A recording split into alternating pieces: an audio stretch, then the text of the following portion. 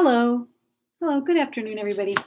I really like this spot. This is a really comfy, good spot to meet. 3:30 on Thursday seems to be working. Hello, and I hope that you're having an amazing week and that all of your needs are met. Is my hope. Uh, Saffron is with me. She's on the seat behind me, so I'm sitting on the edge of my chair in a good way. And I wanted to talk about prayers for peace, but some of us don't pray. So, what we would need then is maybe some poems for peace, or some thoughts for peace, or meditations for peace. But what is it that I can do, or say, or experience, or share? Uh, what is it that I want to create in order to make peace? Um, and when we think about making peace, sometimes we have to make peace with people or places or things. Sometimes we have to make peace with ourselves, with another experience, or a person in our family, or with friends. We have to make peace with old things that happened. We have to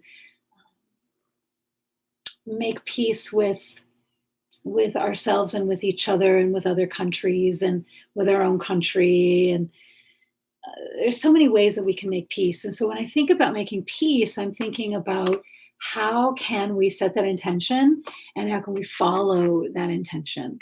Uh, there's many, many different ways that we can do that. But what am I doing for peace? What am I creating internally to make more peace in the world and around me? So when I think about creating peace, I think about the places where I experience the most peace of mind, the people that provide the most peace of mind for me, the experiences where I've experienced just a deep and abiding sense of well-being, and a deep feeling of safety.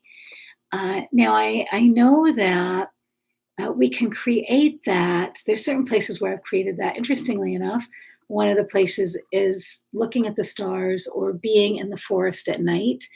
Is a place where I experience a lot of very deep peace, and the friendship that I have with darkness, and especially darkness that's in nature, or where there are trees. There's nothing like the trees at night. It's just so stunning.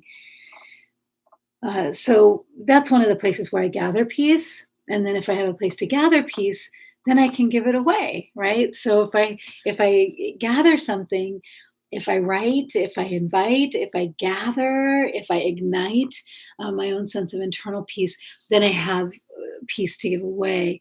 And you can see that happening in so many ways. But what we want is we want a peace that creates healing and connection. And so, how do we do that? How do we create peace and connection? It's something we can reflect on, but it's something we can also write about. And there's this really beautiful piece by Daphne Rose Kingma.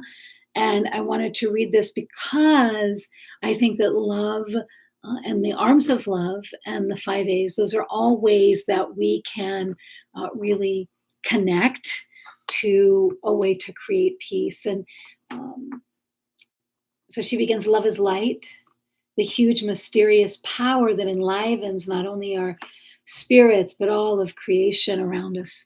The light that falls into our lives because we love and are loved is the light that will truly illumine us forever.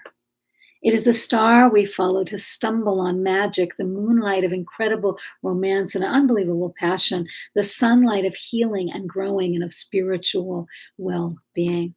It is the light that enters our eyes when we behold the ones that we adore, the light we create with our words, with the radiance of our spirits, with the whole beauty of our lives. Love is the light in which we live and breathe and love and dream. Love is the light that will fall on us now and forever. Now and forever. Daphne Rose Kingma. And this is from A Grateful Heart. A Grateful Heart, edited by M.J. Ryan. Daily blessings for the evening meal, from the Buddha to the Beatles. A grateful heart. A grateful heart. And so I appreciate that we have this ability to gather love And we have this ability to give that love away. We have this ability to gather. We have the ability to write. We have the ability to think about. We have the ability to send thoughts places, to send intentions places. And so, what are we sending?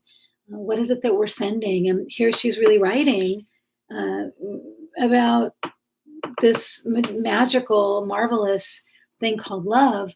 But it's not only just marvelous and magical, wonderful. It's also trying, and the things that we love are the things that can cause us the most pain. Like, to have loved something means that it can cause us injury or pain. It can move us, it can change us. We can be changed by it in any number of ways, including the pain of loss, and or the pain of separation, or the different experiences we have there. So with our experiences of love. But what we want is, we want to be able to really gather our love in such a way, and our experience with love, and our ability to love, and to be able to give that away to the world, and to connect with others. We really do. I love.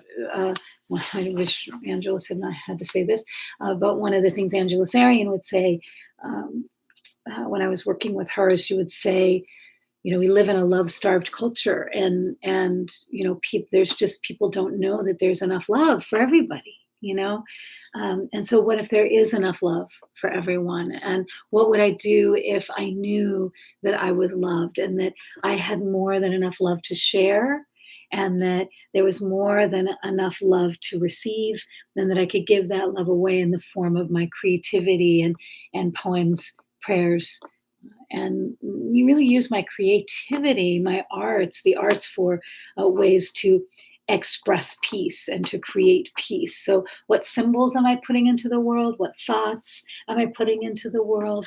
What poems, paintings, videos, photographs, prayers? What are my actions? How are these going into the world to make a difference, that makes a difference? So I've got my book is under the computer. So I'm going to lift the computer, and I'm going to get the book. I know that one of my books is underneath. Beautiful. I'm going to read Ancestors. And this is from Honey Collections. It's my latest poetry book. And this is Ancestors. How stones are such slow-moving creatures. The first creatures that came, how the motionless are always carrying the future. The mother holds her belly, head tilted to one side, as though listening for eternity, touching her grandmother's mother's father's mother, so far back, the strings burnished by fingers touching chords. Striking bone across the mountains, across lakes, along rivers, pulsing life into sky where rugged is not ragged, but we don't recover sometimes. And the aim, like the flinted obsidian blade to the center of the earth, where stone meets stone, where the body murmurs and climbs its way to the lava of its origins. We all do this in our minds, the extinguishing of the heat of the idea of our lives that someone else has made, of our lives that someone else has made, that we do not know, but what must succumb to. The acres of wind-swept grass, never-ending horizon, crept up on dark gems. A constant filtering rain that, like breathing, recycles everything. They wept or did not, rejoiced or could not find the next step to fall into. But this great earth, who is a person, who is constantly becoming, who is armed with moss and tide salts, who we are shaped from and maintained from, destroyed and unleashed by, how we stand as though we will not die. To everything, truth be the stone. We will speak from praise, dark wisdom from the center. Warning be the refusal of love in all its curiosities and wonders. Just as you think you won't be born again, you realize you have been. Stones are very slow moving creatures. They have been waiting a long time. Just as you think you won't be born again, you realize you have been. Stones are very slow moving creatures.